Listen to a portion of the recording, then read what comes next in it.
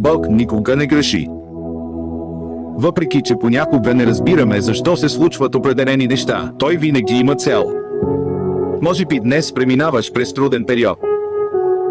Загуба, разочарование или дълго чакане. Но искам да ти напомня, че сред болката Бог действа. Той вижда това, което ти не виждаш, и знае края от самото начало. Не се отказвай. Продължавай да вярваш.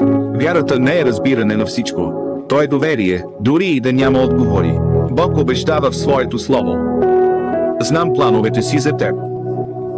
Планове за тяхното благополучие, а не за тяхното зло, за да им даде бъдеще, изпълнено с надежда. Йеремия 2:9, 1:1. Дръж се за това обещание. Бог е с теб. Той не те е оставил нито за миг. Твоята история още не е приключила, а най-доброто тепърва предстои. Довери му се.